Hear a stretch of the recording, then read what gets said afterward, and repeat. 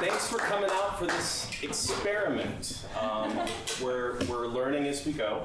We're seeing what it's like to kind of have an event like this, but mostly I want to thank Constellation and the Waldron Arts Center for stepping up and making this happen.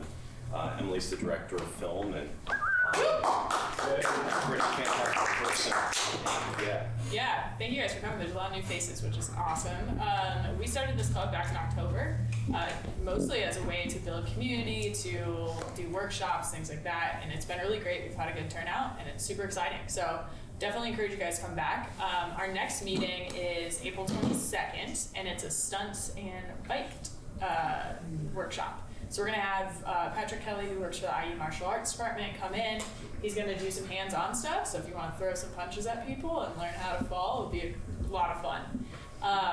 But yeah, Charles has been great organizing this, and do you want to go through some introductions? Yeah, for sure. I mean, also, real quick, we've got some QR codes over here. We've got a shared document that'll show up at the end of the presentation, but the QR code takes you to the Constellation Film Club Facebook page, so you can join up, and also the small meetup group that I run, the Bloomington Motion Artist Group. So every third Thursday, we get together at Bishop and have drinks and cry in our beers and talk about clients and bullshit. So join us in either one of those capacities if it makes sense for you. Before we get to introductions real quick, let me see if, I wanted to do like a quick show of hands in the room, because like I don't think we know where people are as far as what they do, and whether it's professional or passion, what software you use. So, as we're all kind of like hanging out, who's actually like getting paid and paying their taxes doing media work? Who here's just like a student or for the love of it? Quick show of hands, right on. Software-wise, everybody uses Premiere? Sure. What about Final Cut? Final Cut users? Blender or Cinema 4D? 3D folks? Any motion designers with After Effects? How many people know Resolve? Oh, that's awesome. And then this is kind of a fun one that I throw up here at the corner. How many people are using CapCut these days on social? All right, a couple, right on. I was just curious about that, so thanks for indulging me. But you media composer, eh? Well, I mean, if there were TV shows, my understanding of Media Composer is it's like big team productions, because of how you have to manage the media and the server systems. I kind of made the assumption it didn't have a strong footprint here, but am I wrong? Are there Media Composer users here? No, I'm just kidding. Yes, I use Media Composer. Oh, there you go. Thank you. But yeah, let's go around. You all want to introduce yourselves and share your expertise, please. You've been in contact with me. Yeah. So, I'm Kevin Weaver. I'm one of the owners of Blue Wine, and I would just say, but an editor at heart. That's kind of what I started in. I give Jim right here credit for helping with that, and also Matt Rice over here for helping me fall in love with production and editing in general. So happy to be here. I've been editing for, I can say, like 10 years now, so that's always fun. And always weird to still be in a position where people think I know something. So I'll do my best. Nice. Awesome. I'm Emily Flower. I'm the director of film with Constellation. I've been probably around 10 years. I've been editing and just been in the film industry. I have done all sorts of small things, bigger things, social media things. Primarily right now with Constellation, we do a lot of marketing materials. So I've unfortunately had to dive into the vertical orientation, which is fun. We'll touch on that a little bit throughout this. But yeah, just happy to be here. Happy to have these guys here. I'm Steve Sobiak. I've been a musician for a long time and done a lot of audio work. And then I got into video, and it became video of musicians and music and events, things like that. Mostly a one-person team. So anyway, that's What's the name of your media? Which Umbrella Group? I'm Bloomington Gramophone is my video, and Wisconsin Cheese Studios is my audio arm. So. I'm Ariane Wu, and I started Hexa Media, which is a social media management and production company. my background is mainly in photography, but when social media sort of shifted into video, I got more into video editing. So most of my stuff is short form instead of long form. And I'm Charles Pierce. I'm from Bloomington. I went to IU, and then I moved away, and I've been doing a lot of all sorts of different types of commercial video production, from live events to brands and food products. And recently moved back to Bloomington and have gotten involved in documentary projects and cool shit like doing meetup groups. So this is great. Thank you all for kind of running through stuff. And just to hop right in, we fielded some questions from people in Bloomington and folks that we knew online, and we wanted to kind of run through questions and use those to trigger and start conversations. And along the way, if there's something that y'all want to have us talk more about, or raise your hand, and we'll make this a dialogue between audience and us, and we'll even throw in a little bit of QA at the end. But this stuff is, yeah, come on in. It's all great. This is the goal is to be a little bit informal and kind of figure it out as we go. So if we're talking about something like forgetting about media composer, that's great. Let's just do that. Let's have this conversation. So for the four of you, how do you guys start? Like, I know you're all kind of coming at it from different places and priorities, and sometimes it's a personal project, sometimes it's a client project. But what's your jumping off point look like? One of you. Steve, how about you start us off? Panic. I think some of my projects are pretty small, cut and dry. I do like a lot of recitals and smaller groups and promo things. And then with the bigger projects, I think the first part is just talking to the client most, just figuring out what exactly they want. And because mine is usually smaller projects, and sometimes they're the first time someone's done a real video, and so they need a lot of hand-holding, and I just have to be patient and talk to them. And just before I came here, there's someone that I was talking to quite a bit, trying to figure out exactly what he meant by a poster or whatever he wanted, the text, and what kind of fonts and things that they've never dealt with before. So that's what I deal with most. And then organization, just make sure that's the biggest thing. And then we've seen a bit of Charles' editor porn, his beautiful sequences that are works of art. So mine don't look that much. I wish they did. So anyway, I start with that. Mostly it's a lot of talking to the client because, like I said, most of mine they're first timers in most of what they do. So that's what I do. Yeah, it depends on perspective. And so like if you're thinking about it from like talking to the client the whole way through, maybe you're more than an editor, right? You're doing every kind of bit of the job. So there might be a lot of you who are like, yeah, I edit, I shoot it, I do that. And in that case, you're editing at the beginning, right? You're editing when you are, talking to the client. You're thinking through ideas. You're thinking through concepts. So there's that side of it. But taking it from let's say you're just an editor, and someone here went out and shot 7 days worth of interviews or something ridiculous for like a documentary project. That approach is going to be completely different from starting a commercial project that's like 30 seconds. So it really kind of just depends on the type of project. So the way I would start is, but regardless of the type of project, there's some sort of like what I call a bunch of boring work. Like to edit, you have to sit in the damn chair and spend time in it. And so like how you start, I think it kind of depends. I like to start by going through like my basic level tasks. So if it's interviews, and there's a bunch of interviews, and I will literally kind of spend time processing those in some way, or sub-clipping them is what we call it. But basically going through all the interviews, listening to them, and there's a million different ways you can say, here's a good soundbite, here's a good soundbite, here's a good soundbite. If you're doing a commercial edit, it might just be going through all the scenes that have been shot and pulling all the good shots into a timeline. It's kind of a very way to like get going. And then you're like pushing yourself forward because the creative process is annoying and meandering. And so sometimes you might not have the inspiration that strikes. So I kind of like going through these like, what are my boring tasks? But then I don't let myself, if I come up with an idea, go chase it. Like, oh cool, that'd be a good intro. Let me, throw these few shots together, kind of take a break from my mundane, boring kind of shovel and coal kind of tasks. And there's no avoiding shoveling the coal until you get to a point where you have a team of editors and you make someone else shovel the coal, which is cool, but that luxury is not always afforded. But either way, like that, the organization, if you're sitting down to do an edit, going through it, or having those conversations with, if it's not a client, with the director, being like, what are the goals of this? What are we trying to do? And going into that sifting kind of with that mindset, that's where I begin. I think for me, kind of going off what Steve said, is start with panic. I need to be more organized, and Charles is an inspiration to all of us, I think. I know he color codes everything and has assigned tracks, which is what I teach my students, and never do it myself. I need to be better with bins. I need to be better with my timeline.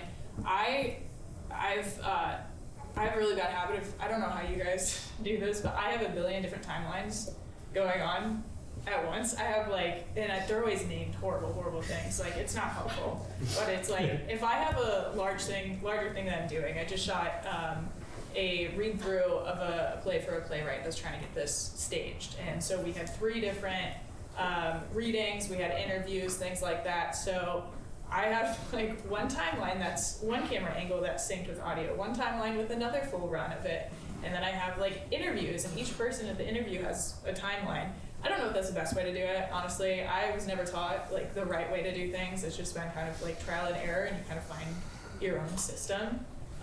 But somehow having all these many timelines has been helpful to me, so I can just kind of see it vertically of my different sections in the headers. But I think that my least favorite part of editing is the first 2 hours when I'm where the hell is this going? I've definitely worked with a lot of clients or creatives that don't know exactly what their narrative is.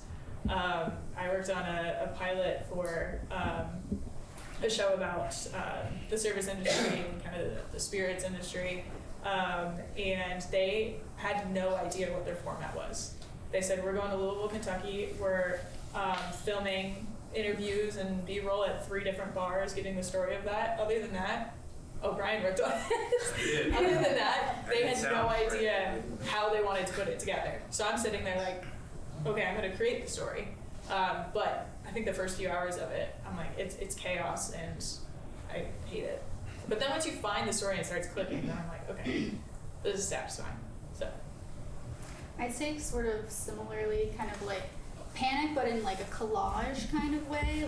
I do a lot of visual arts as well, and I always think about everything it's a collage, and I'm having to go through everything that I've got firsthand and then try to piece it together. A lot of stuff that I do is podcasts. So first I have to listen to the whole podcast and then go back and take out the chunks that I think are going to be the best for social media.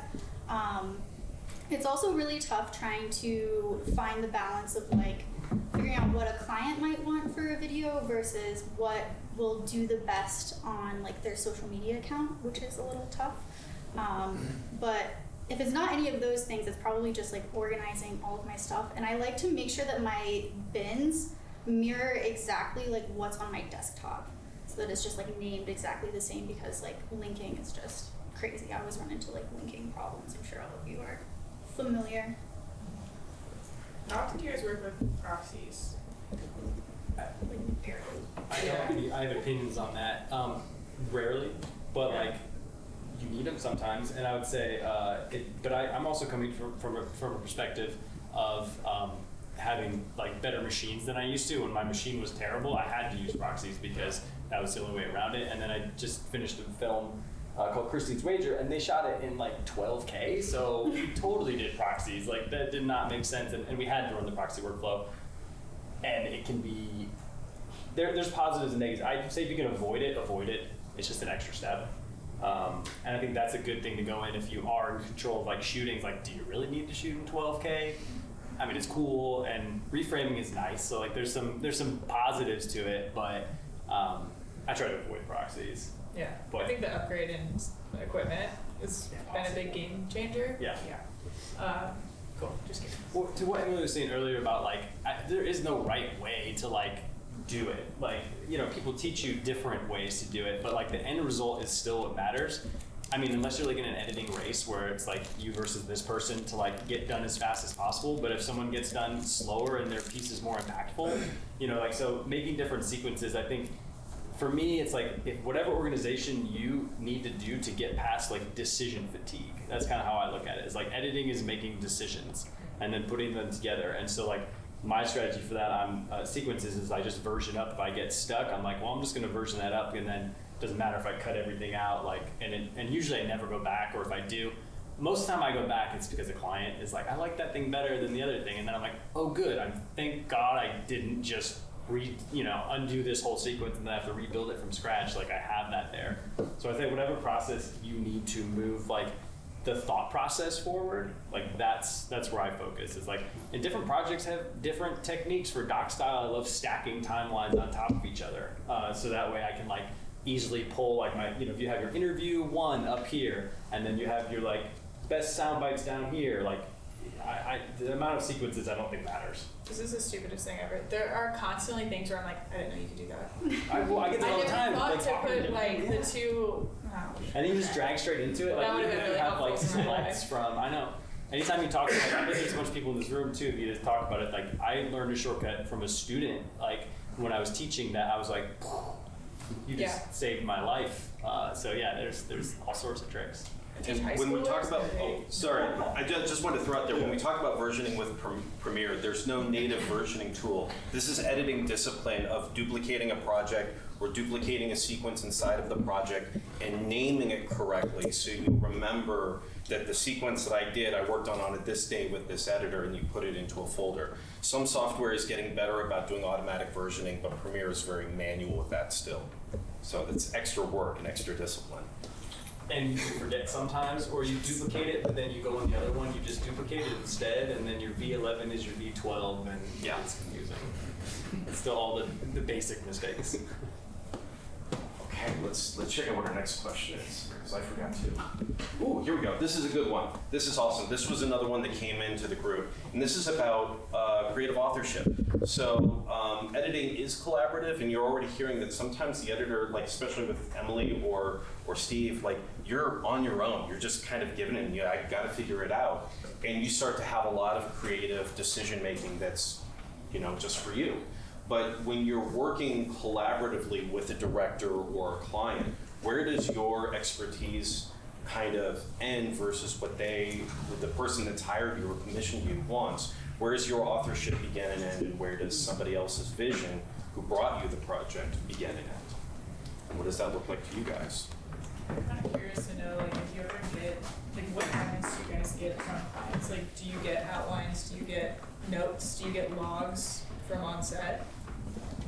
Like, I don't know how common this is, because I don't. Like, I mean, hopefully a client is hiring you so you do that instead of them. But I'd say sometimes when someone's like a really big subject matter expert, like you maybe need that direction. Like if you're doing something on like some scientific research or something like that, then you might need some help if somebody's an expert in a certain area. It's just like everything depends kind of with the client, like whoever the client is. I think there's a lot of clients who have really good insights, and you want to try to be able to kind of capture those. But I think if you bring them in early enough, and again, this depends if you're just doing editing or if you're running a whole project. If you're running a whole project and editing, you're having these conversations up front, like with client or with creator. I would say that director relationship is different, because that is where, like, technically an editor is not subservient, but below the director, which makes sense. The director's oftentimes written the film. They've written the film. They have a vision for it. So I'd say it really depends on the specific relationship. If there's trust in there, a director might kind of let you run with it. Same with the client. They might let you kind of run with it, throw a first version back. And if there's a director who has a vision that they're just like, some directors want to be in the room and just look at every single frame. So I've edited things where I've had lots of creative freedom, and I've edited things where I'm sitting with the director like 2 frames left. Cool. I would say my advice on if you're in that creative relationship and you have an idea, specifically with the director or client, doesn't matter, and they're like, yeah, I want it this way. If you really care about it, and this depends on if you have time and budget or how much you care about this whatever creative thing you're thinking about, go do it and show them and say, hey, I did what you wanted me to, right? Like this is what you think. Here's an idea. Look at both, and not from like a way of like, hey, I'm right, you're wrong. But like, I thought of this. Consider it, and then at least you've scratched that itch. You've done your part, and then, but you've also done. You haven't like just been like, we need to do it this way because I'm the most creative person in the world. Like, it's a collaboration. So like, show them your idea. Most of mine are projects, I'm wearing all the hats. And so I tend to work a lot with the client and make sure, and most all the ones I've had so far, they've had a pretty clear vision of what they want. And so I give them what they want first. And then if that doesn't work, then say, okay, we got to change that. But yeah, most of mine are, I'm working with the client pretty closely and deciding exactly what they want.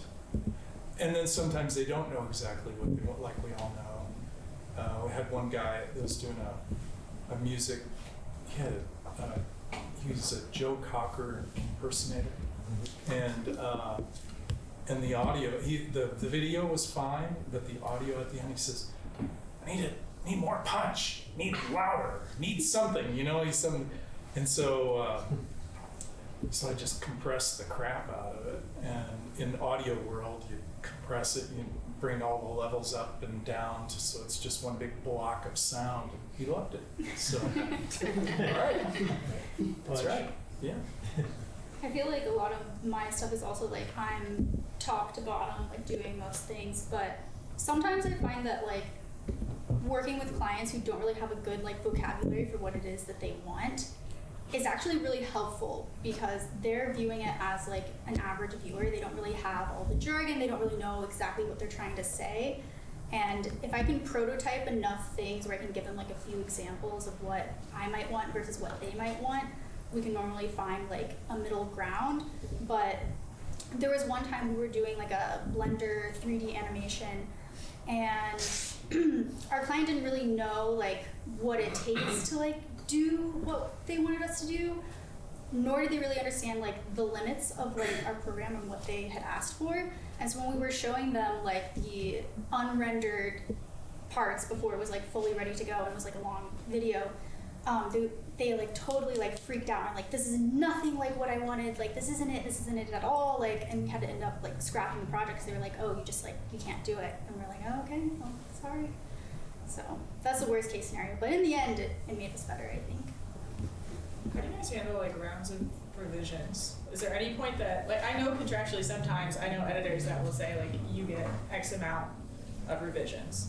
I guess like I'm just curious for myself, for you guys, how you handle that? Personally, I put the language in just as a safety. I don't really intend to enforce it because what is a revision? Oh, did you misspell the title of something? And so really it's just like, for me, it's less about rounds of revisions and more like, how are you managing the scope? Because there's some projects where you're doing and you're like, well, I'm just going to edit this until it's done because it's a passion. I care about this project and there is no scope. Like, it's just something I'm going to edit forever. And then so I think it's a conversation with the client. I put like 2 or 3 in just so that way people aren't necessarily like, we can change it whenever. But like at the end of the day, for me, it's like, I want a good project and a happy client, and if it's a good relationship, then I'm gonna want to move forward on it. If it's not working out, then maybe it's a client I don't want to work with. So it's not about the rounds revisions, it's about how difficult the whole process is.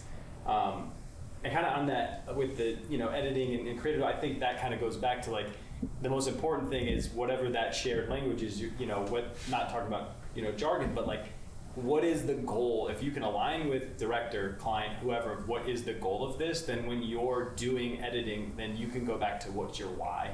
Because if people understand what your decision-making matrix is, then that's something different. Oh, I put this in here because you said you wanted to make people cry. So I did this because of what you said, and that makes that whole relationship better. Then all of a sudden, whoever you're working with is like, oh, they did this because they listened. And they're trying to take my vision and enhance it. You talk about revisions and keeping going. Like when I would do a lot of audio jobs, I have this little card picture that I found. It's of it's of a skeleton and cobwebs hanging over an audio mixing board, and the motto is, "The mix is almost finished." So I think that happens in video often. 100%. There's that joke that like the worst thing you can hear as an editor is that they want to change the music. Like, yeah. I know people like handle that differently. Personally, like anything that I do, I'm trying to find a pacing to it. So I think that if there is ever music incorporated, it's like that has been a huge way to ruin my day at times. But I asked like about revisions because I've gotten stuck, and there was one client that I ended up dropping. It was a musician who he was like, "We're gonna go viral with these videos," and I'm like, "That's not how that works." But yeah, okay. And so he just had this vision of like, here's how I want to do it, and then he changed it after like 3 rounds of notes, and I was like, this is ridiculous. But it was just small things continually, and it went on for like 2 weeks of revisions. And so I'm like, I guess everybody has their own limits and their own negotiations, but I'm like, I don't know, man. I've gotten trapped in that a few times. And I think a lot of it is like, they don't know what they want. But I don't know. I've usually done 3.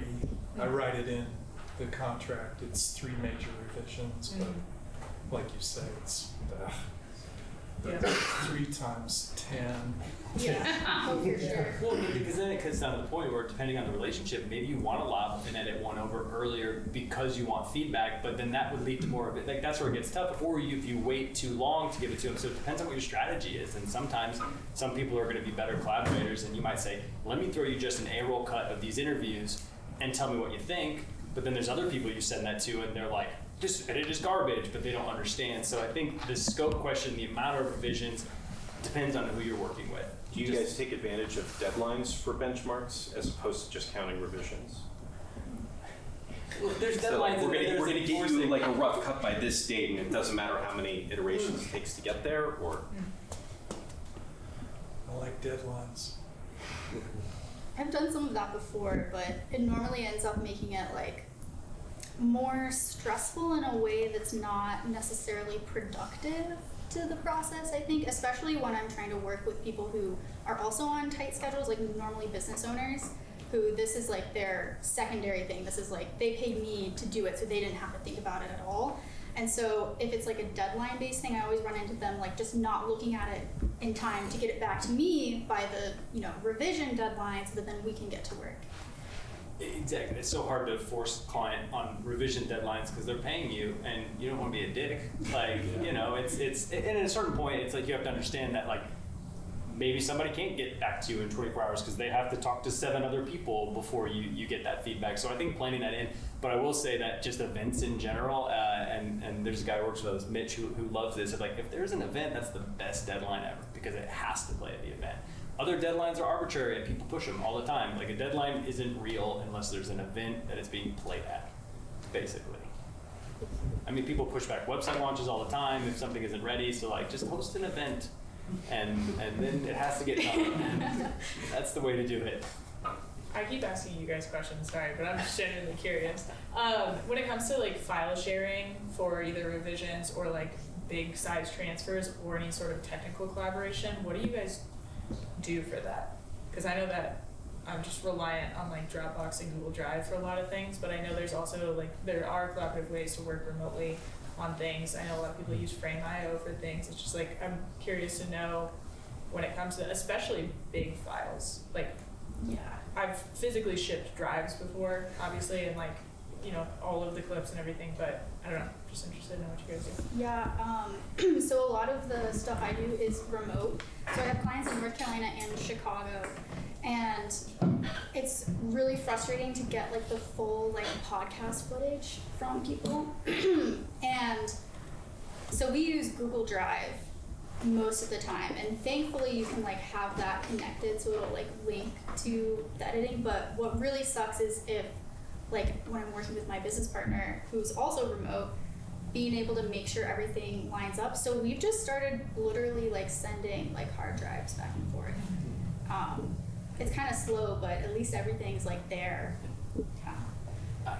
I'm kind of back to, I'm at the same place. Like we have an office in North Carolina, and shipping hard drives is still the easiest and fastest way.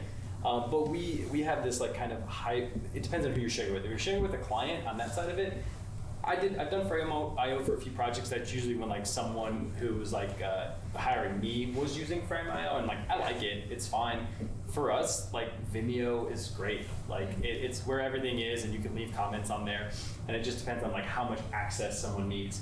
But if you're like working with a group, I would say on the collaborative side of editing, not quite file sharing, but Adobe Team Projects, we've kind of adopted across the board for every project for lots of reasons. One, it's great to edit in a team, and two, it's nice to be able to, even if you're working with an editor who's a contractor, if they have a team project and you both have the footage, you can hop in and, you know, say something terrible happens, or you have an event that the video needs to be played at, and said contract editor gets sick or they just don't do a great job, you can hop in the edit, you can make the changes, you have the footage.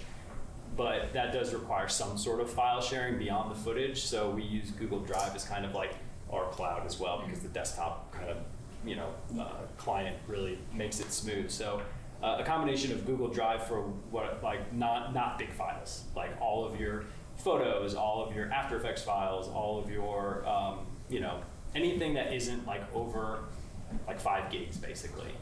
And then everything else kind of gets mirrored with whoever has the footage, because it's just, we're not there yet. We'll get there where it's going to be all over, you know, kind of our internet connection, but we're not quite there yet. So shipping is still what we do for a lot of it. When you're working in the Adobe Teams or whatever, can you see who's done what? Like, is there a... There's a history, and it shows you. You can see who's in, like a little icons pop up. Oh, nice. And yeah. There's some clunky bits to it where you can kind of step on toes, and they've made some updates recently. I will say, after a large project goes, I would convert it to a regular project, because I just tried to open up a film and it took like 2 days for it to relink. The way it maps the media is a little more complicated, and that now we have to, you know, get everything prepped for distributor, and it took 2 days to open the project back up, and I thought it wasn't gonna open for a while, and I was like, you know, getting on Reddit and trying to figure out what to do. So I would say at the end of a team project, it's a large one that has a ton of footage. I would convert it to a regular project just as a safety. But yeah, Adobe Team Projects was a game changer. You know, it kind of changed how we edited and how you're able to collaborate with kind of, you know, your team. Dope. Let's see what the next question holds. That was a great tangent. That was awesome. Okay, so we have from Emily a piece that earlier was filmed. Maybe you should tell us about it, but this was an opportunity to look at a challenge that needed to be fixed or repaired. Yeah, so for every show that we do at Constellation, we start doing these like conceptual cinematic trailers to kind of just show off, you know, the vibe of the show. A lot of theaters started doing something to that degree. And we do advertising on social media, and we put it on our YouTube channel. We include these in newsletters. So there's so many different sizes that need to go out. So for every one that we do, we're also doing a vertical version. And without fail, every time that I do this, I don't plan for the vertical version the way that I should.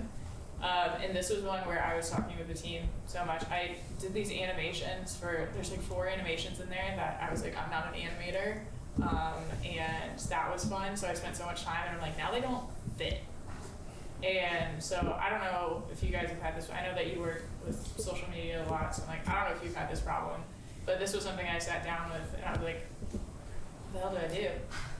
Which we figured it out, but I'm like, I think it's just an example for myself of like poor planning. And if you're not in charge, you know, if you're not on set and doing these things, like you have no control over that. But if I were to just get handed this, I'm like, I don't know. So, I don't know. So is this just a shot, or it was these animations that were up on the side that Yeah, I don't know if you watch this or not, but there are like these 4 little animations that pop up. And I'm like, how the hell am I gonna get him and these animations with the direction that he's facing? How did you do it? Very creatively. We did shoot for that wider shot. There was like a much wider shot. That was the only thought that was given to anything vertically. And so if there was a way to kind of like stack them above him, and there's one shot at the end where like all 4 were on screen, but it's like you're losing so much of the animation itself. So I don't know. That's just So you had to Poor move the planning. animation, you had to move the animation. yeah. Which, wasn't the end of the world, but it's like because he's looking in different directions and there was no plan for where those things are gonna go and it's not gonna make sense if he's looking. I don't know. I think it's just an example of like, even though I had a hand in how this was planned, I messed it up. But I think it's like how, I feel like there's a lot of times where I get handed something where I'm like, this shot is not consistent, like there's no continuity. It's not looking the right way at the same time or things like that. I'm like, how often does We could just turn the whole thing. Like we could just screw it and just make cool sound effects and then like just turn it up like so he's looking up but the thing's up there. And you just go totally I mean that's one thing. Just Yeah. like kinda just go nuts with it. Yeah. Anything that I wanna like hide, I just throw a sound effect on it and Yeah. then it seems intentional. So like it's like a cheat code basically. But like what if you Yeah. just turned them sideways in the frame and Yeah. which I mean This is what I was afraid of. that And it did end up working out in the end, but just make them all smaller. yeah, basically. because there was a little bit of a wider shot on him, and so there was a little bit more room to still have them like all four around. But I'm like, I've been handed stuff from other people where this does not make sense. Now, let me figure out how to creatively save this, and I know that happens for pretty much any editor. So I don't know if you guys have examples of when that's happened to you, how you handle that, like creative problem solving. Yeah. I have a question. So when did the vertical nature pop up? When did you know that, oh, I have to do this vertical now? From the beginning. So, This has happened Just cut in for. half. What platform is that for? They run. We run ads on Instagram, so it's Okay. Reels. And also there's the element of in some of the preview screens in certain ways that you're viewing it, it's then like 1080 by 1330 or something like that. 1350. And so then I get stuff all the time where our advertising team is like, hey, that text is not in there. So I think it's interesting like when you're shooting and editing for two different formats of things, and like there's so many things that I still just don't think about. This is like the 6th time I've done this to myself, so you'd think that I've learned. But yeah, I don't know if obviously you guys have experiences of getting handed something that just doesn't work. It's like, how do you fix that? Where do you start with that? I mean, I've done things before where I'm like, rotate your phone this way and do a little animation, and then it's interactive for the user, so that's kind of fun. Also, if you can like capture someone's attention enough to make them rotate their phone, then you probably have a user that's going to like experience whatever ad longer. I also have done the thing where you like stack the videos on top and you like blur them, so then it's just like the center. I mean, I don't know if that's like really what you're going for. Sometimes I'll do the thing where like you sort of like pan left or right, you just like move it over a little bit while he's like over there interacting with this, and then move it to the side. Yeah. I did have to move him around a lot. You're talking about moving it while like the shots Yeah, are in, while it's the gonna- shots go. Yeah. Also then because, I mean, everyone's attention span on social media, I mean, it's getting shorter and shorter, and we just gotta like roll with it at this point.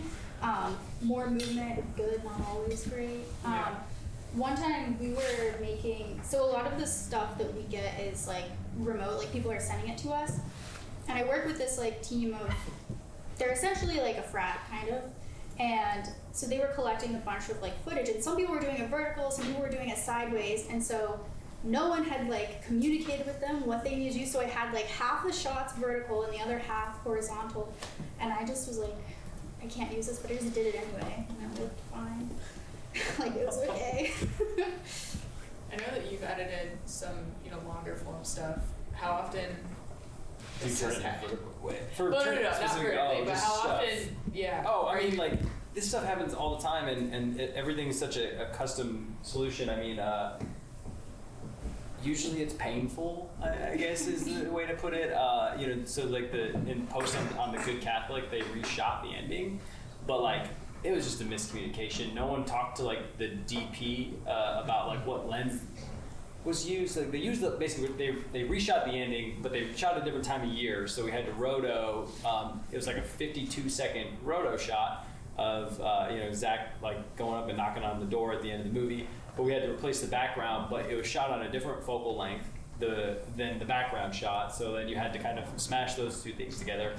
But really what it ended up being was just a really painful roto that we found someone to do, because I don't know how to roto. I just know that we had to do that. And so often, like, the things that happen, they're just usually painful and long and Tedious. and sometimes maybe there's a creative, elegant solution that is simple, and sometimes there is. But on longer stuff, it just depends on how big the problem is. That's kind of an easy problem. At least you knew that, like, there was an end on it. I can't think of any other problems. I think that won't be a big one. That, like, they just changed the title to a movie. I finished that. That'll be easy. I think. Well, Yeah, I think continuity just ends up being a big issue with narrative things. And I've gotten in the position before where then a director's like, well, I didn't want to cut this way. I'm like, well, that's kind of the only way that it's going to be able to be put together. So I think there are those technical issues that you run into that, like, compromise the creative vision of it. Well, I'd say the continuity, like, that's where you just have to really get creative. I don't remember, I guess it was a recent movie that I worked on called Christine's Wager, where we just reorged the whole first act. It was to solve a couple kind of pacing issues, but, like, you have to go back and just kind of think outside the box. Now, a lot of directors might not want to do that, but we're like, what if we moved this scene over here and this scene over here? And, we still kept continuity. If there are major continuity errors, again, then maybe that scene, all of a sudden you put some weird music to it and it's a jump cutty scene. Like, you kind of have to, like, if you have to have something a certain way and someone's like, I need it this way, like, you kind of have to, like, if there's mistakes, sometimes leaning into the mistake is the way to go. Rather than trying to hide it, it's just like, this is how I'm going to intend it to be, but then you have to make everything around it kind of fit that. You just have to make someone believe whatever you're trying to do. So, I mean, if it's like a continuity error of, like, somebody hit somebody with, like, a sword and it was messed up there, like, I think you have to get creative with the style of editing. Like, cut to black for a second, and, or start bringing in flashes, or, like, you just have to invent shit, basically, but continuity is the worst. I was editing a short that was shot by a DP who it was his first narrative film. He came from, like, shooting for the Colts and things like that, and, like, had never shot narrative. And on the end of day one, before day two, he asked me, what's the 180-degree rule? And I was like, oh shit, okay. And so I was like, let me draw you a diagram and explain this. But the stuff from day one, there's two people, like, laying on a blanket opposite, like, their heads. It was completely shot the wrong way. So everything got mirrored, and, like, it ended up being okay, but it was just, it's like, oh great, okay. Most of my problems come from audio and musicians and getting out of sync or drifting, the audio drifting. So, or I had a big group, there were 55 musicians and a lead singer. We had 9 takes of one little 3-minute song. And so the singer was going to do his own version of the song, mixing the song, the audio only. And so because none of the takes were done with, with the speakers and done to it, each one was its own, and they were pretty consistent. But this one I was calling Charles about because, of course, the sync issues, they're pretty close, but I had to, disguise, cut to something else to just hide the problem with the sync that was going to happen the next second. So it's all stressful to talk about. Makes me nervous. But I finally got it. Got something that hid mistakes or distracted, like you say. Yes. Yeah. Smoke and mirrors. Yeah. There is no spoon. Yeah, I think I've done that trick too, where, oh shit, it's overexposed or it's underexposed. I guess this is a black and white shot. Yeah. You don't justify, you don't explain, you just visual language covers you. Speaking of that, rolling through the next thing, we also have another video clip. This is an example that was sent to us where the question was, how was this made? And I don't know how it was made, but I thought it would be a really fun conversation for us to take a look at the example and just kind of look at it and see if we could guess how it's made. Because it's pretty cool. It's a title sequence. Real quick, Charles. Grace, was there anything that you wanted to say about it, or any questions specifically, just to, I guess to catch people up? Grace has, and we'll, if it's okay, we have a link to the scene that you shared. Sure. Okay, so we'll show the scene, the portion of it that Grace is trying to accomplish, something like this. Something I try to accomplish in my own film, and I feel like this is a reference. This is what I try to do, but I don't know how to do it. Okay. So that's why. All right, so we'll watch the first clip first. It should start it where that scene is. Yeah. Okay. Yeah, right here. Oh, maybe just a little. Oh yeah, I don't think we're gonna be able to connect to it. It's okay. So there are all these like moving images, and I know you wanted to kind of blend them together in a certain way. Yeah. So it started with this actual bonsai tree, but then it morphs into a Western oil painting, impression painting, and then it becomes a Chinese ink painting.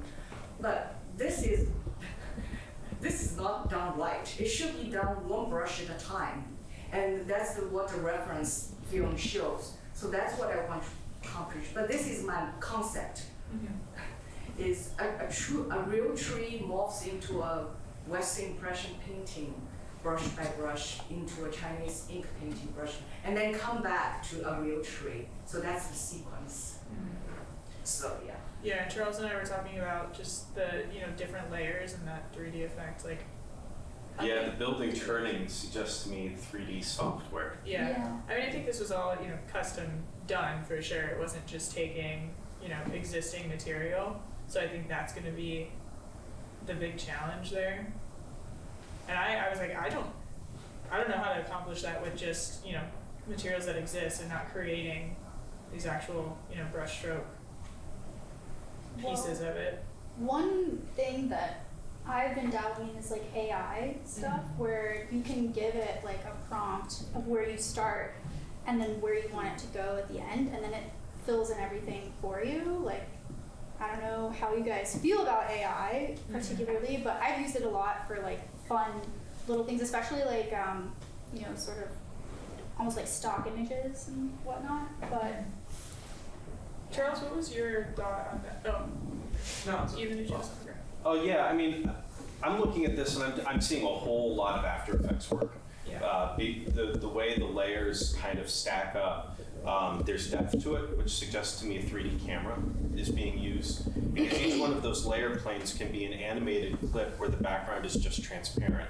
So if you have an animation of a paintbrush stroke, like a single one, that's one animation layer in After Effects. Then you can put a different animation layer behind it that does a different piece of movement and creation, and then you can separate those with virtual depth, and that's what gives it that feeling of being in a more bodied space. But there's also some some of these are just like simple titles that are just coming in and out. But I think one of the things that's really important is how like soft and easy it moves. So like they're paying a lot of attention to their keyframe usage. So everything is moving in a really controlled pacing. And there's a lot of like really nice fades, so you're not seeing hard edges to anything. Yeah, I think because I'm just trying to think of a practical way without, I know you're not going to dive deep into After Effects. So I think, I don't know where you got the artwork from, but I think the easiest way, like Charles was saying, these transparent backgrounds, if you could find pieces of artwork that were just more like line work or things like that, where you could remove the backgrounds, then you're going to have a lot more control with the way it looks when it fades in and the zooms and things like that. Then you're going to be able to see, more in the background. So I think if there's ways that you can find artwork or create artwork that doesn't have a background.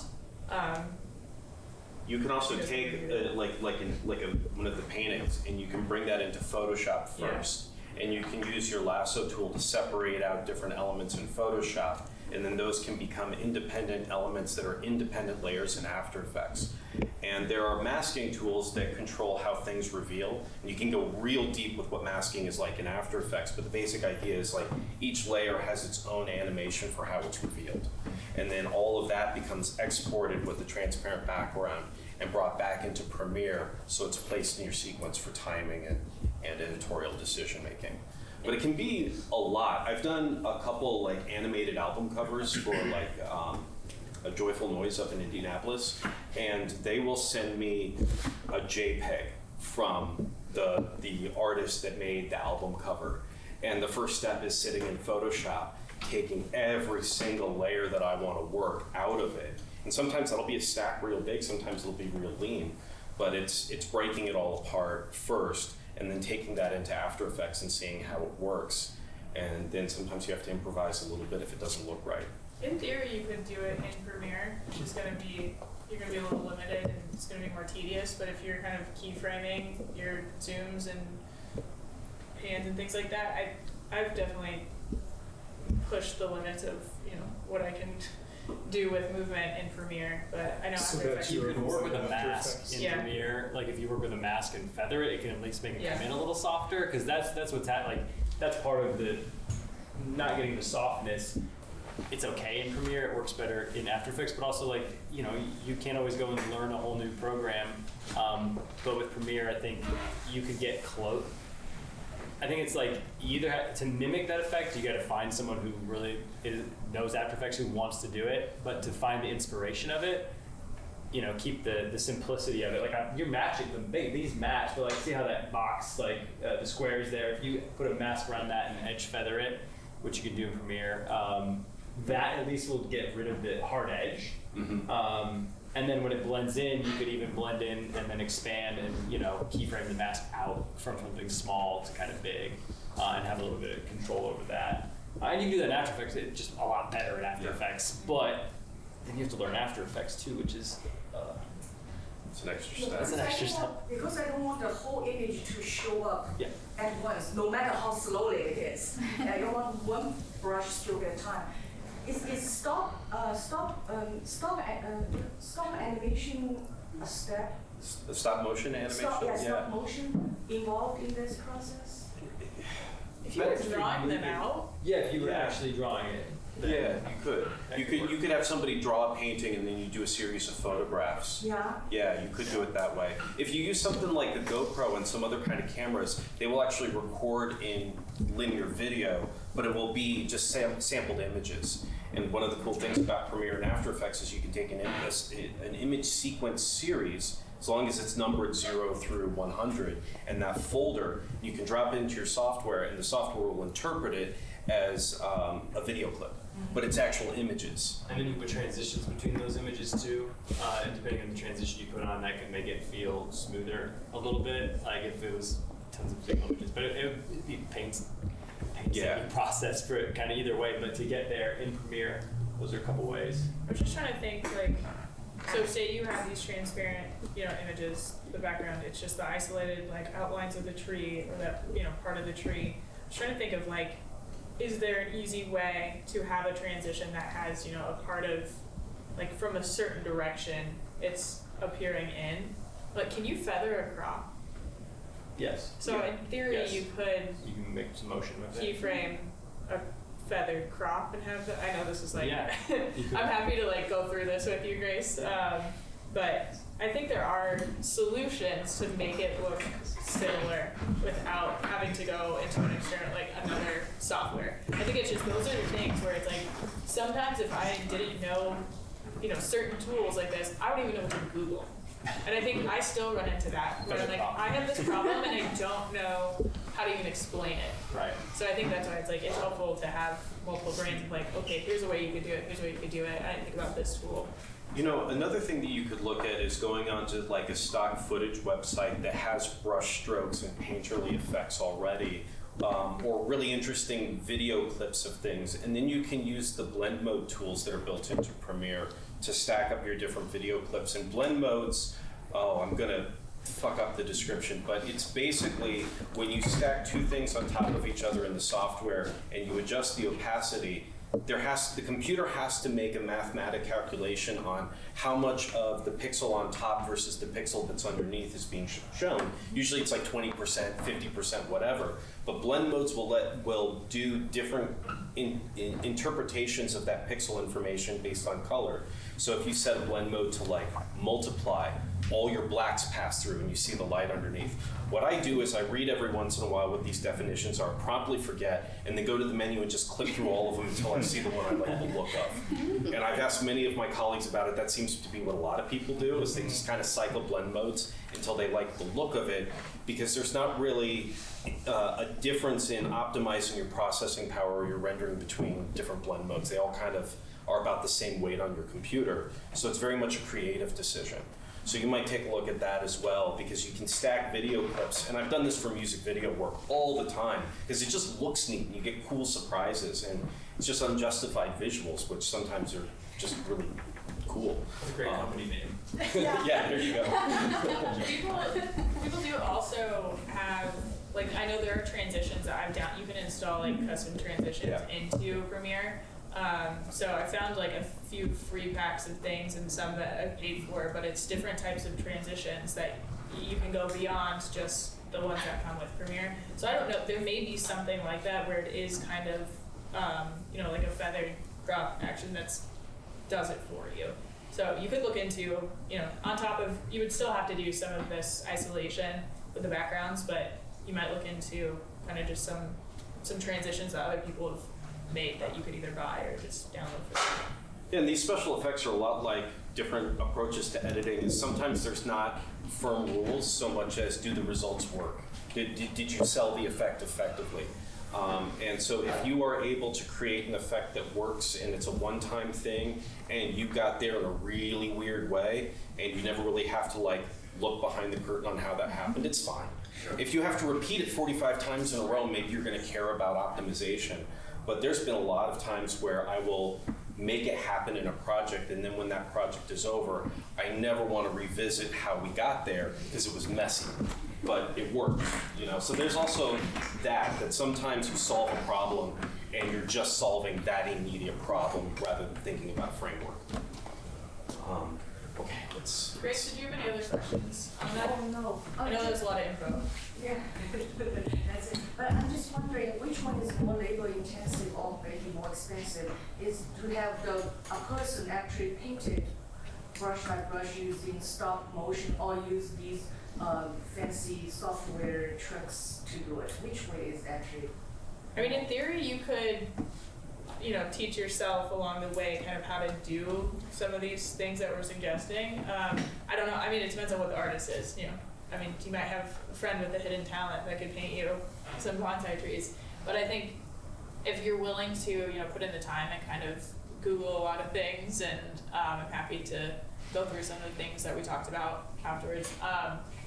I mean, I think that's going to be a no-cost way for you to do it. So it's really just, or you can pay somebody to do it.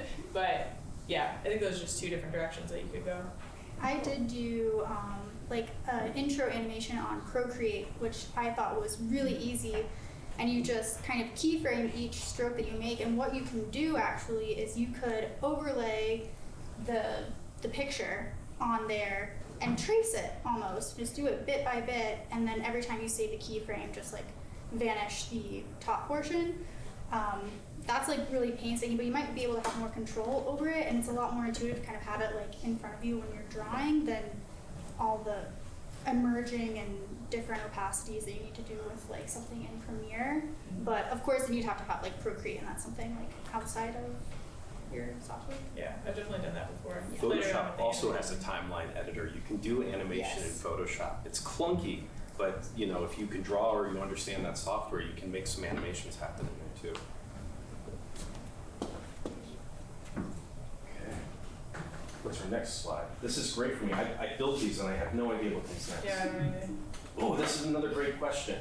So this is one because as much as like we're knowledgeable and expertise people, like there's also a certain amount of if you're limited in your resources, how do you get started? If you're just at the very beginning, what can you do to take the most advantage of the limited supplies that you have? So this was kind of like a theoretical question. If you have a phone and a laptop and a really cool idea, like how do you get started to try and make the most out of that idea? It's pretty open-ended. There's a lot of ways this could go, but how do you make the most of limited resources. It's funny you asked that because in May we're going to be doing a 48-hour film challenge. So everybody has a cell phone and a laptop. So yeah. Have you guys shot anything on like a phone for any reason? All the time. Yeah. B-roll, not Yeah. the whole thing. Yeah. I mean, just B-roll. But Yeah. I just saw a film at the IU Cinema a couple weeks ago. It's a documentary. It's called Safety Reimagined, from a guy from LA, former musician. And yeah, in the credits it's a shot on an iPhone. Although I have to say, the video, okay, it worked. His audio was great, so it worked there. Yeah, the video, I noticed it's like, what's up with that guy's face? You know, it looks, the skin was morphing into something. So it wasn't, okay, it worked, it's fine. It worked for his purpose. And the audio was great, so. So that is what always gets me, is that if the audio is great, chances are that I know a lot of people have filmed features on their phones, and I actually think the visual side is there. I think visually, like, phones are great. You could do a whole film on it, you have a good idea, it's fine. Your limitations are going to be your limitations with any camera that's not as good. Probably not going to perform as well in low light situations, not going to perform as well in, maybe being able to, kind of shoot in different scenarios.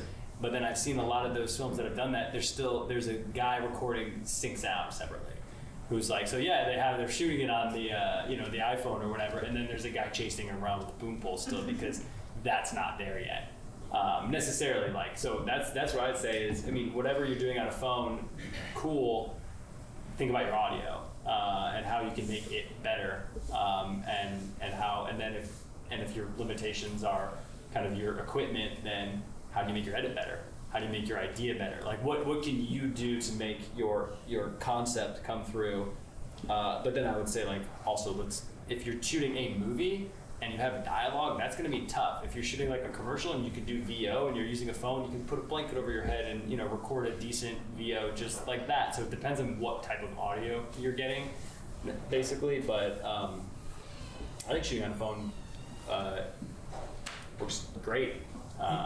He had good shots. I mean, the composition was good. So he had, the setup, the frames, it was framed well, and lighting wasn't bad. He did well with everything else. I just noticed at one point, this one guy's side, the light side of his face was like, what's going on there? Is he? Yeah.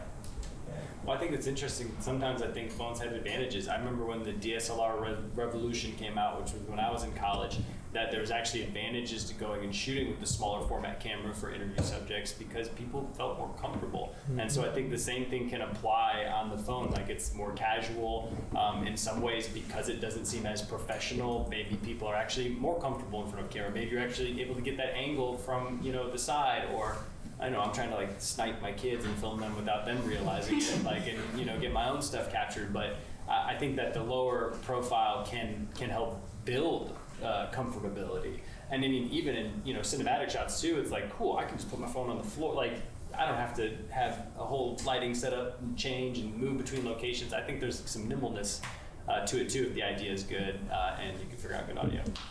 Yeah. I think that like limitations really like make you more creative, and like there's also a lot of like CGI today, a lot of effects that happen in post-production instead, when you could actually make the feeling of the story come across just as easily by doing it all like in camera when you're there. And that could be as simple as like getting like a flashlight, like moving it outside the car while you're inside to make it look like you're driving, and I think that your phone is really powerful, and it depends on where you're going to put it too. Like, if you're making a whole movie and it's just going on YouTube, like, you can do a really good job as well. Audio though is important. But I had got these like really cheap like lab mics from Amazon, and they do a great job. I mean, it's all right. I don't usually edit a lot of iPhone footage in Premiere, but there was a thing that I don't remember what my solution to it was. I know I Googled like, why the hell does it look this way? But something is different about like the color profile. Mm-hmm. Yeah. And I don't remember what the fix is for that. I just like did a Google deep dive, but I thought that was really, Yeah. that's gonna be like a weird hang up.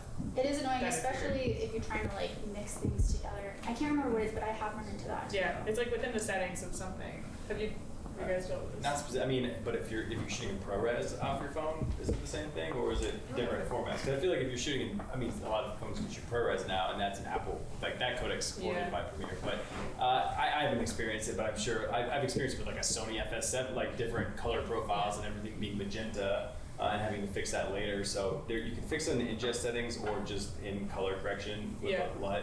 But I haven't done it with the phone. Yeah, my students have done that before, and they're like, "What? How do I? What's wrong with it?" And I don't remember what the solution was, but that's one thing that I've seen that like is a weird, just like Yeah. extra curveball that you're throwing. One thing that I just learned was like the differences between like when you're like editing in your certain like display, and then when you like export it to like something else, it's gonna look totally different. Which like, duh. Like obviously now I know that, but like I was like, why does this look so bad? Like it looks so good in here, and then all I had to do was like shift to MOV instead of MP4. And I was like, duh. But at the beginning, it's like, oh my god, like everything that I just did, now it looks like shit. But Yeah. And I think just iPhones, there's so many, we've talked about, we had somebody offer to do like an advanced iPhone workshop, which I think could be cool. Because he uses like all these attachable lenses and gimbals for your iPhone. There's just so many things that you can get, and mics, there's so many things you can get that like you could, I've seen people shoot stuff for like concerts and stuff for sure, like on stage footage, which is like a rig for their iPhone. And a lot of it looks really cool. So I think that'd be cool. There's probably things 12K that, iPhone. yeah, there are probably things I haven't even thought about. But I did use one of those like Cinebloom filters on an iPhone once, and it made it look really good. yeah. Like it Those looked are nice. really nice. Yeah. Do you, I guess like, so I teach summer camps where we do iPhone camps where kids have a week to make their little short films and they shoot on an iPhone.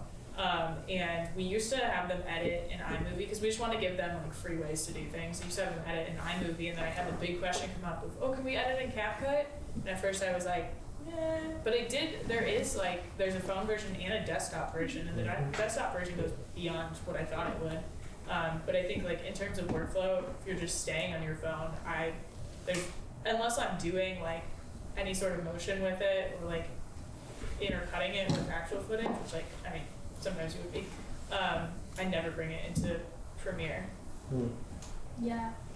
I've done like entire like social media like series only on my phone, and normally it's because I'm like traveling or something, and I'm just like, it's a lot slower, but like if you want to do it, you can. Yeah. Also, sometimes it's like, it's nice to take out some of the stress and like pressure of like the editing process, like where it's just like, oh, I just have to like make this come together in some type of way, and then I get less obsessed with the exact frame that it comes on and like just exactly how it's lining up, and then it's still, for me a lot of the times it's just like getting it done for like the end of the week, because we have to make like 5 posts a week, and it's just like one in the sea is not that big of a deal.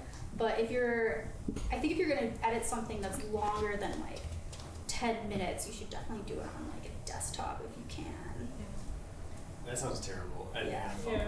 I'm just like, I'm a little dog now because like I'm trying to be off my phone like all the time, but it would drive me mad. I know I like the idea of flexibility though of being able to do it on the go. Like that's nice, not have to. Most of those apps you can also get for an iPad, which is Yeah. That changes that's the been game. nicer. Yeah, because it is mobile, and like I do have a keyboard for my iPad, and you can connect to my mouse and there's a pencil. So I'm like, I think there are like easy mobile ways to do things, but I'm like, yeah, when you're on a touch screen, I've like that's mirrored good. it to my like TV before. Yeah. In like an It's a Airbnb. good idea. Good question. I can't believe I'm gonna ask this, but what do you do for media management when you shoot on a phone? Do you store everything on the cloud, or? Yeah, depends on where it's going, probably in the cloud or on Google Drive. Google Drive is like my go-to for pretty much everything. I think in terms of like when I'm editing something on a phone, I'll use like the Apple or the iPhone like files. Yeah. Because you can store things in your files, and you can usually for different editing software on your phone, you can pull from files, not just from your photo library. So it's still a way to have like file management. And Premiere Rush is really good at that too. I don't really use that. Yeah, I used to use CapCut all the time, but I just started using Premiere Rush, and it's like it can do a lot of things you can do on desktop too, which I like. Does that freak you out though? You're like, if you don't have any like physical media, like, you know, like it's not on a card or it's not on a, you know, a hard drive in your backpack, it's just like, I feel like See, if the how cloud you- goes down, we got bigger problems. Like, they don't give a shit about that anymore. yeah. But I get what you're saying. It's just like, you know, I don't know, maybe I'm just a pessimist, but like, you know, the world goes to shit and the cloud does blow up, and then you're like, well. I would feel sad for my family videos being gone, and so, but that's why I do back them up both ways. Like, Yeah. I have them on the cloud and in the local spot, but like, then like if my house exploded and the cloud went down, then I'd be screwed. I think it also really depends on, you know, the quality and the size of the video files, because like I have my kids AirDrop all of their files to my laptop, and so there's a way to actually, then they go on a hard drive. I don't know how AirDrop works. I love it. I don't understand it. If there are bigger files, it is hard, and sometimes it won't go through. But if they're just regular like 1080 files or like short 4K files, like from your phone, you usually can like quickly AirDrop. That's a great point too, because, you know, whenever you send those video files and stuff from your phone, depending on the way that you send it, it'll be compressed. So like with airdropping and stuff like that, I think it uses a lower compression rate, so it's more like a raw file. I don't know if I saw this TikTok, and I just don't believe TikTok all the time, but I saw somebody say that there are like certain hard drives that you can plug directly into your phone. Is that Yeah, true? yeah. Yeah, especially now Hard drive with the show up. USB-C. When you upload files to Google Drive, that's not compressing the files. That's my understanding. Is that correct? I don't know. I've had Google Drive ruin my Yeah. files before, Really? like just obliterate them Oh. and change permission data that's on like my Premiere files. So like a Premiere file, if it breaks, you know, because somebody was working on like a different version of Premiere than you, and you try and load it, it's like you're not on the wrong version of Premiere. That's an XML tag that's on the file, and people now make little scripts that you can go into the metadata and update the file version that Premiere used, so you can open it.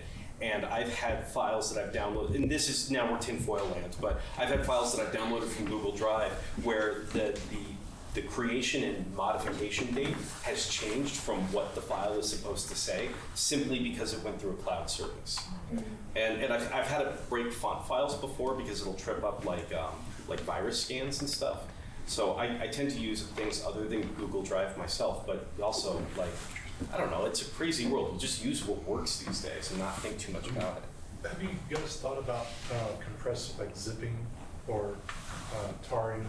It wouldn't compress it in any way, but it would also condense all those files into one file name or one folder name versus, because a lot of times what we deal with at any universities on Google Drive or OneShare or all these horrible cloud platforms, we run into problems when we try to pull it down, because if we have a certain scheme with it that has 3,000 different transitions or whatever it might be, that we use one, but we have to have the whole packet in there, it really starts to mess things up as far as the file name, file number size, but also sheer data size in itself, because those things, especially we saw with Google too, where it had to be broken up into 2 terabyte, or I can't remember the size. Under a certain limit. It has to do, and then that's when we really started, because I tried to download a project and I'd have 5 folders named the exact same thing and have to go back in and manually do that. So one of the things that we discovered with going into our deep storage, like archival tapes and things that we have, it's a nice service we have at IU that we have to pay for still, but it's really nice. But it's one thing we've learned is that we can't put things up there in individual files. We have to compress. I shouldn't use the word compress. We're tarring, or we're zipping files together to make them one file name that has to be searched, and all the stuff is inside that. Versus, you know, in some of our career projects, you're going to have 2,000 file names in there just because of all the different components in there. So those that could, I've never tried it, but as you were talking about some of those problems, maybe that might be a solution. Although I can still see it being a problem with the sheer size of it, trying to come back down. If you want it up, it'll take it. But if you're trying to download it, it's going to want to partition it into different file sizes that, even if it's a zip file, I think. I've never used TARs, but I've done zips for my Google breaking my fonts was something that happened maybe 5 or 6 years ago that I remembered well, and I was trying to archive and back a bunch of stuff up, and I did a zip, and it was like, cool, that's a zip, and it still went through the whole folder structure, and the virus scan system meant that when I downloaded all of my fonts, they were at 0 kilobytes. It was the entire structure was the same, just no data came with it, and just errors across the board. And I would tried so many different ways, but the tar might break it enough. Yeah, whenever I've seen the 0 data, that means that the initial file size was too big for the partition that it was trying to download. Fascinating. So it could be that a tar, I mean, we might have to be mindful of, this is all, like I'm just thinking of this as we're going, but it could be that we have to be mindful of like what size we're putting up in that particular folder. So if it's a 500 megabyte limit on download per file size, then you have to stay under that as far as when you're breaking things up to go up to the cloud to be able to pull it back down without any errors. Maybe. I don't know. We've had that problem, and I don't know what the solution is. This is just kind of spitballing here. Yeah. But, I've worked with a lot of organizations to like WeTransfer, that you just click the link and it all comes down. Yeah. We use it up to, I think it's 250 gigabyte limit or something like that. I mean, since no one's mentioned this yet, I have network attached storage at home, so I have like a little RAID 5 box. So I used to have a separate hard drive and then backup hard drives, and I just smushed everything into the NAS, and it mounts like Google Drive, but you have, I have 6 terabytes of storage at my desk, and then you could get partners. If you have somebody in another office or another editor you're working with, they get one, you synchronize them, and then you're just constantly synchronizing so that you both have the same spool of files, and they also work smart, so like if you're not using the file, you can remove it from your computer and it still stays in that RAID 5, and if you try and access it, it recopies it to your local drive and things like that. So it's... Yeah, when I've done live event work, there'll be a NAS on site almost always. Yeah. Are you syncing your Google Drive folder to the NAS? Because the last updated Google Drive I was syncing my Google Drive to like a 20 terabyte, hard drive, and then all of a sudden it's like you have to put it on the Mac OS now, which is a real pain in the ass for the desktop client for Google. But we use something similar, just not with like all of the footage of the project, but like I said, with like the non-critical files. But essentially we just give different people 20 terabyte hard drives. They're not RAID 5, but we have back at the on our server, that is backed up in a RAID, and then each editor has a 20 terabyte drive that has like active projects on it. But kind of the same idea of, but then the where you're syncing to, so you're doing a NAS and syncing everything at the same time. So you have RAID 5 and cloud going at the same time. No, I don't actually have a cloud connection. It's just it mounts you guys onto are just my mirrored. hard drive. Gotcha. On my editing rig. That's where I mount it. Like other people are familiar with mounting a Google Drive. Okay, So I want to do both at the same time. I want the 6 terabytes to be at my house and on the cloud at the same time. Yeah. But Google Drive wouldn't let me do that lately. Yeah, I'm interested to know, and like this isn't for you guys or anybody else, because I know we have a lot of editors and filmmakers. When it comes to long-term storage, like archival stuff, like what are people doing? Physical off-site. So when I'm working on a project, I edit off as Solomon State Gardens. And going back to the question about uploading that stuff, often I spend summers where there's no internet, and so there's no cloud. And so I have to bring all that stuff. But ultimately, I want my data in 3 places. One of them is not my house, in case my house burns down. And then I still have my data. How do you It's just too much data for the cloud as far as instantaneous. Like I need to grab that like today. It's like if I've got 2 terabytes, it's just not going to happen. Yeah. So I do everything else that's really not large media files, that goes to the cloud. But everything else is near ultimately. Are you like syncing them all as you go? Like if you're working on a Premiere, are you like then distributing it to the other hard drives? Because Yes. I get into an issue where then my drives don't match. Yeah, so I have like It's a whole process. 3 drives that are all mirrored together. Yeah. So I use, ChronoSync. So at night, at 3 o'clock, 4 o'clock, when I'm not doing anything, automatic backup. And then once a week, take that it goes to IU. You know, one of them goes offsite. Is that for like all of your like do you store all of your past projects on physical drives or? I do. I mean, now masters. Sure, a master. I'm not going to re-edit that, and that is sure that's on Google. Yeah. It's on Box. That's on Apple. But stuff that I want to re-edit, that basically when I have like a terabyte, several terabytes of data that I want to be able to access and edit again. Yeah. That's usually not in the cloud. Yeah. Yeah, but that's just me. Yeah. I just feel like I'm at the point now where I have like multiple 12 terabyte drives that are just. I'm like, okay, let's keep adding to the collection. Well, think of where we were. Yeah. Think of where we were like 40 years ago. You come back from the shoot and you have a beta SD tape, and it goes up on the wall. And then pretty soon you have a room this big full Yeah. of, Yeah. footage. I'm not uploading anything that is that big No. too, but we'll try at the end of the project to have all of the final project materials, the final cut is on the cloud, all of the photos we used, any script, just all of the project materials are backed up in Google Drive in the cloud, but then all of the raw footage, because it would just be untenable. I don't even know how many terabytes would be at maybe at some point there's like a convergence, but I feel like at that point we'll be shooting 100K footage, and then it's just we're always gonna be shooting at a bigger size than maybe the data rates can keep up with. But we do offsite storage as well. I'm gonna look into ChronoSync. We have kind of a main dump station, and when editors have it, it's backed up at 3 places because 2 different editors usually have it. And then when a project is done, we put them on. We have a toaster, which is just like you can put an eSATA drive in, plug it in. At one point, it was cheaper to buy a drive and rip the enclosure off than to buy the bare drive. So we have like just a shedding of plastic debris from destroying the enclosure. It was like $100 cheaper to buy the enclosure and rip it apart. And so that works really well, and that goes to like 2 separate people's houses, so that way it's in 3 places at once. And it's not, it takes a day, or it depends how, it might take a day to pull the project back online, but that's how long it's going to take to download it anyway. Or and cold storage will cost you on the download too. Yeah. My boss asked if we can store all archival clips and edits on Vimeo, and I was like, you gotta be insane. Well, Vimeo's search function is garbage, so it would just define stuff. Just would uploading be, like 24 terabytes. And that too. I'm like, I don't have months to sit here Yeah. and wait for this. So yeah, I was like, no, that's not really how you do it.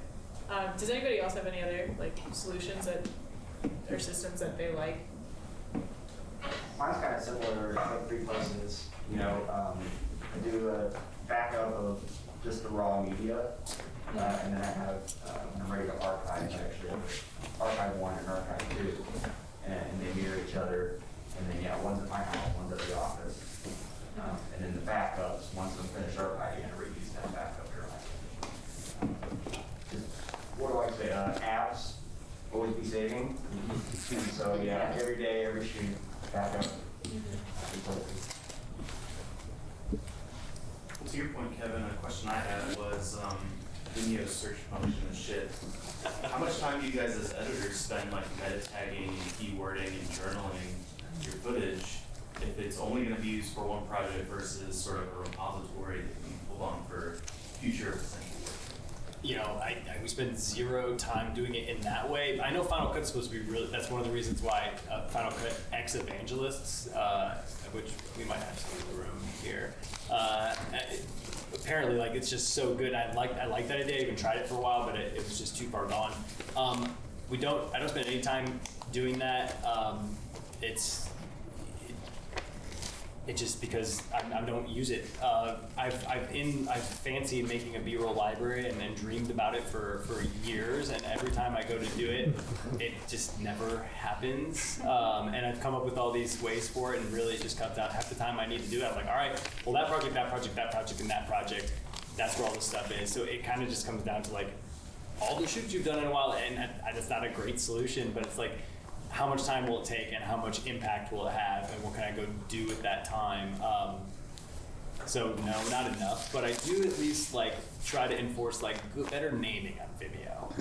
And now Vimeo, I guess the one benefit I would say is now that the AIs, they're doing their own AI platform, you can, when you search, I think it will be a good and a bad thing because you'll be able to see the transcripts as you search. which I think can be good, but then you're also gonna get way more search results than you want potentially. So we may have to figure out a new naming structure just to kind of avoid that. I don't know if I answered your question. I was just generally curious, Yeah, yeah. like, if anyone messes with that, I've always had aspirations to meta tag my stuff, but then it just comes down to like whatever naming conventions I've made for like the date and the name of the project, and maybe some of my supporting materials like scripts have some of that information baked into it, like you're saying.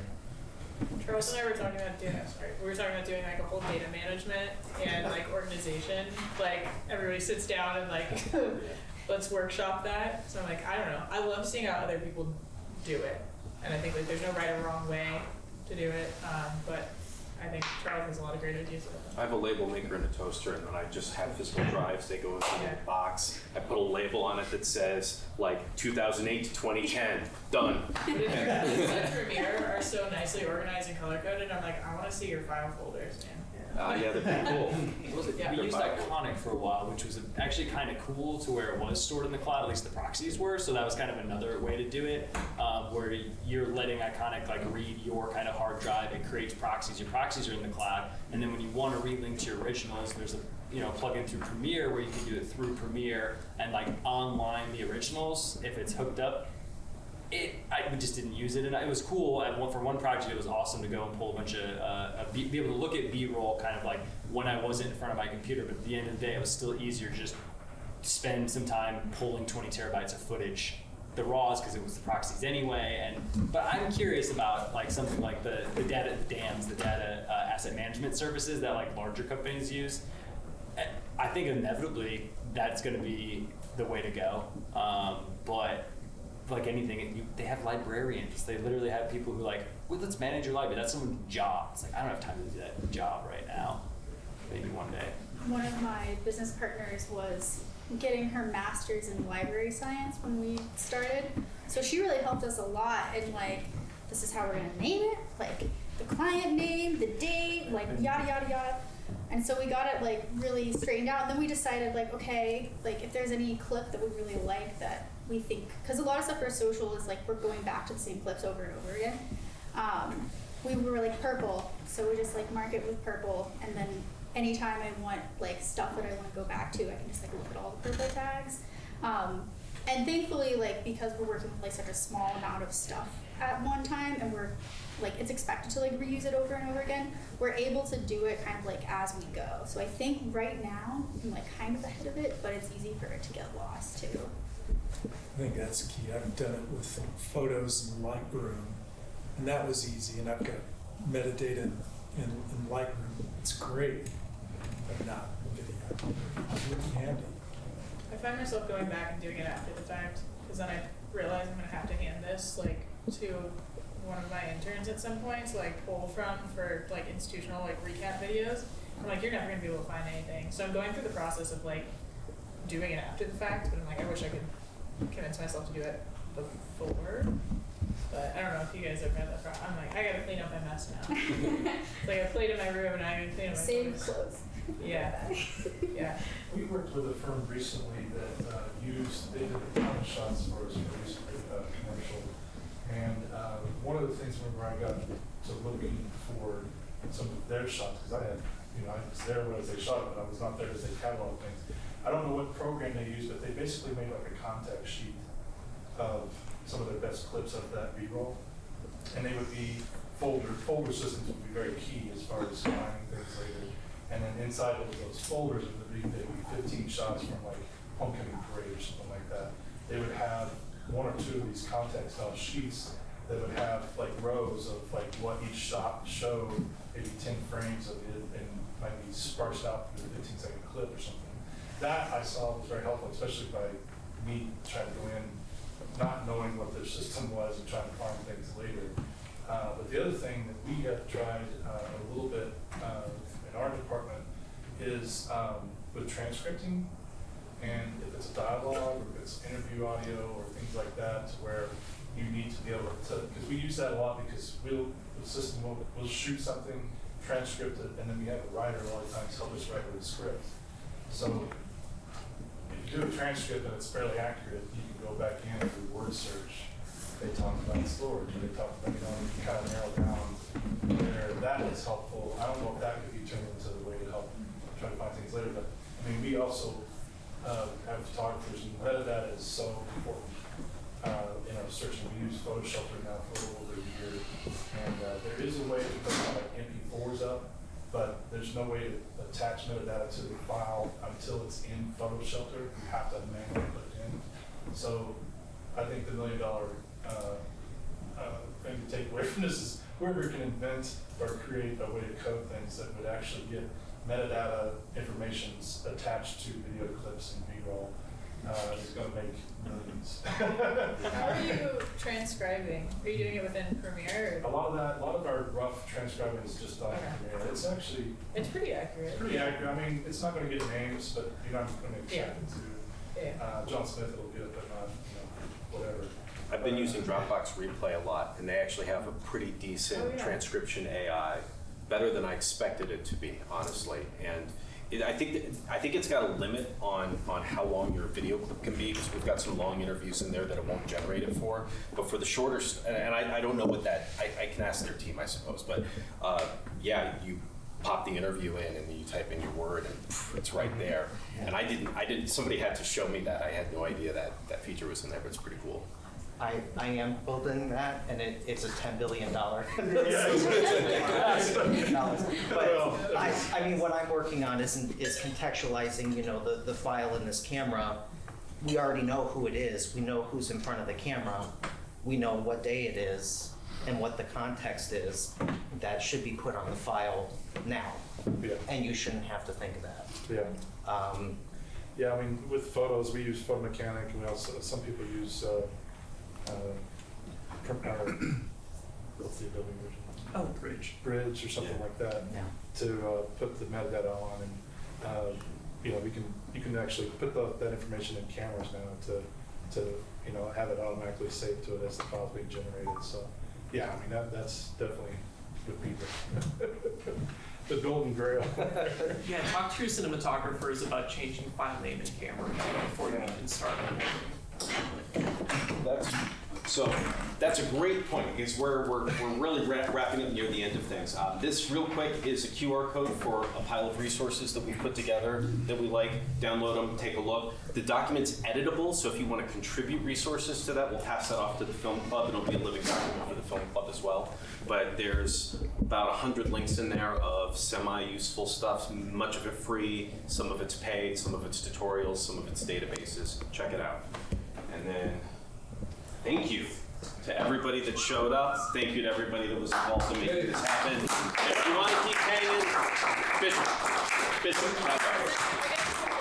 Does anybody, also we have one more thing, but before we break, does anybody have any questions or things that they want to, I know we've been talking, Chelsea, what you got? So I would say, like where you all are at now, experience, what is one bit of advice you'd give yourself, like yourself 10 years ago, 5 years ago, to but like where you are today, whether it's like a shortcut or advice. What advice would you give yourself 10 years ago? Or if you're younger, maybe 5 years ago. Oh man, 10 years is a long window. I think when I started, I had a lot of self-doubt, and I had like a lot of emotional stuff I had to get through to feel more confident to be a professional creative. I think I'd probably just go back and tell myself, it's gonna be fine. Don't stress every little rise and fall so much. Over the long arc, it evens out, it's okay. I wish I would have actually done more research and learned more upfront rather than just like struggling through, because even today, like there's still things that I come across where I'm like, I don't know how to do that. I don't know what this tool does. I don't know what this effect is. And so I think I'm still continually learning, but I would have loved and would still love to make myself set aside time to like, okay, here's a topic or here's a section of things that like I want to learn more about before I get in an edit, and I'm like, well, now I gotta learn how to do this. So I think just always learning more and learning more up front probably would have helped me along. Probably like a little bit of kind of grace and less fear if you didn't know the answer for something. Like I spent so many times being like, oh my God, I gotta figure this out because they're gonna find out that I'm a fraud. Like if I don't stay up all night and figure out how to fix this one issue or and so I think that that almost side of like imposter syndrome and almost like letting the ego go on that side, both like not caring as much about if this is the best edit ever, but also not like predicating my self-work on the work that I do. And I think that is a hard place to get to where you're like, I'm, you know, to remove yourself like from the work, it's hard because you care about it, but like there's like a level where it's like, okay, this doesn't reflect on me and who I am. And I think that's a hard place to get to, especially when people have that creative muscle. Sometimes you want to do this because I want people to love me, or there's some sort of that there deep down inside, you know, or to connect, or there's a reason. So to let myself not have that. I would probably say, like, go for it a little more. Like, just like try more things. Like, do a little bit more experimentation, and also sort of like going off what you said, like, don't put so much pressure on myself to like get it right out the gate. Like, even if you feel like it's not ready, like, go ahead and like publish it. Go ahead and post it. Do it before it's ready. Also, like, buy like some like starter packs of like effects and things. Like, I spent like, you know, like 10 hours trying to figure out how to do like some stupid thing in like captioning, and then like it was like $5 like for a pack of 30 like on Motion. You're like, I'm a superhero. Yeah, I was like, oh, I martyred myself, but like I'm so good, I know how to do it. It's like, no, like it would just save so much time. I wouldn't worry about equipment as much. I mean, if the picture's good enough, I mean, I'm speaking of, because one-man show, just like concept, film, edit, do everything. If the picture's good enough and the audio sounds good and there's a story, you know, I think like, it doesn't matter. I mean, we'd like to have 12K. There's nothing wrong with 12K, but I got this little crappy standard, it's 720 video I did in Honduras, you know, 12 years ago. And it's great. It's great. Well, now it's antique, and that's in. It's archival, and it is great. Like I think I agree with you. Yeah. I bought well, my mom bought for me a Sony Handycam i8 so that I could go around and like have the authentic, oh, it looks like an old home movie. Because I'm like, I don't have time to go sit around and like put on this filter. No, I'll just like get it in camera, which is fun too. But your remark about the limitations doing good things for you, I found that's true. Do we have any other questions? You may have gone over this. I came late. I want to know about getting up to speed on learning video. The last time I edited videos was more than 20 years ago. I was on an Avid, and I was able to master basic techniques. But I'm sure there's so much now, so much more now that's been developed. How does one learn about all these special effects you see on YouTube videos, and how to do titling and animations, and where do you go to learn that? YouTube. Honestly, yeah. There are always like courses that you can take that'll walk you through certain programs and how to do certain things. There's a lot of free ones. I like started one once and then abandoned it because it's like I'm just gonna Google things that I don't know. But honestly, I think YouTube has been the biggest help.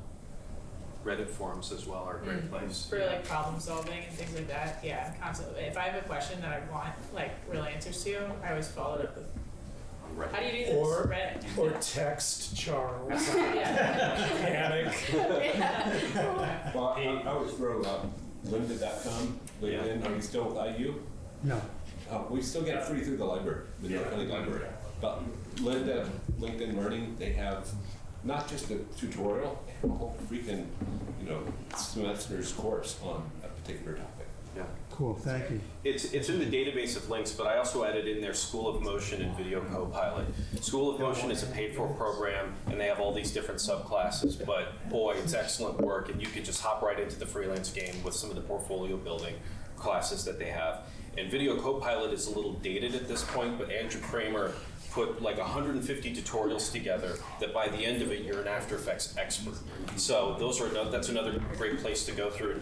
What is it? Video Copilot. And It's primarily After Effects work, but it's talking about special effects and details and transitions that often bridge over into editorial work. Taking notes. Yeah, which Oh, is that all on of there? all of those things are Oh, great. in here. That's awesome. I remember Mervis telling me about Video Copilot. Yes. Well, that's where Chris and Trish Meyer, they did a lot of those. Oh yeah. Oh yeah. There's also a sheet up here. Yeah. As you're on your way out, there's some QR codes. Awesome. Any last things before I hand the floor to Matt? All right, Rockstar. What's that? It's your time to shine. I don't know.